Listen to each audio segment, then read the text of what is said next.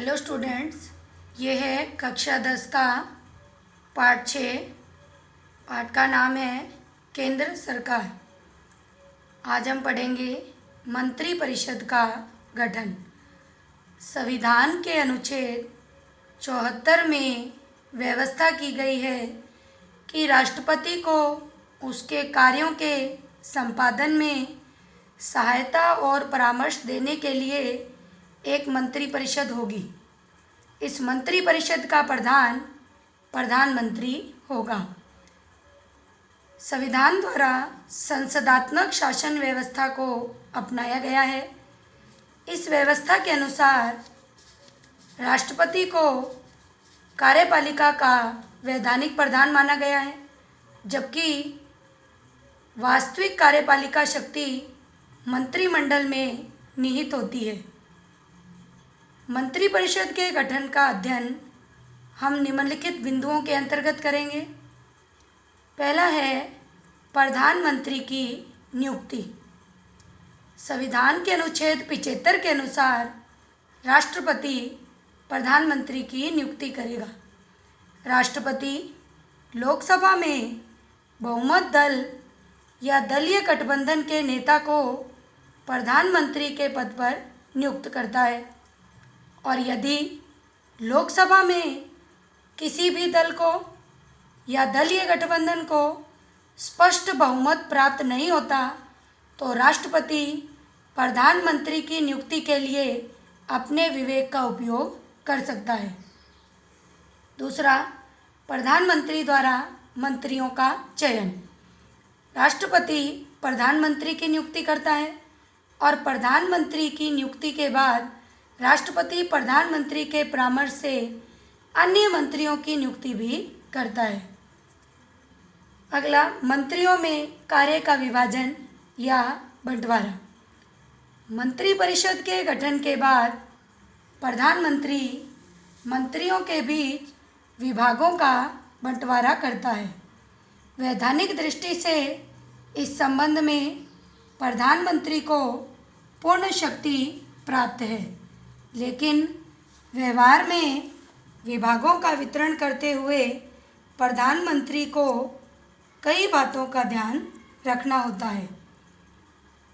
चौथा है मंत्रिपरिषद की सदस्य संख्या। 91वें संविधान संशोधन 2003 के अनुसार संघ की मंत्रिपरिषद में प्रधानमंत्री सहित मंत्रिपरिषद के सदस्यों की संख्या लोकसभा की कुल सदस्य संख्या के 15% से अधिक नहीं हो सकती है। पांचवा, मंत्रियों के लिए आवश्यक योग्यताएं। मंत्री पद के लिए व्यक्ति संसद के किसी भी सदन का सदस्य होना चाहिए। संसद के किसी भी सदन का सदस्य यानी लोकसभा या राज्यसभा के किसी भी सदन का सदस्य होना चाहिए। यदि मंत्री बनते समय वह संसद का सदस्य नहीं है तो 6 महीने के अंदर अंदर उसे सदस्यता प्राप्त करनी जरूरी है। यदि वह 6 महीने के अंदर संसद के किसी भी सदन की सदस्यता प्राप्त नहीं करता तो उसे अपना मंत्री पद छोड़ना पड़ेगा। अगला है मंत्रियों द्वारा शपथ ग्रहण। पद प्राप्त करने के बाद से पद ग्रहण करने से पहले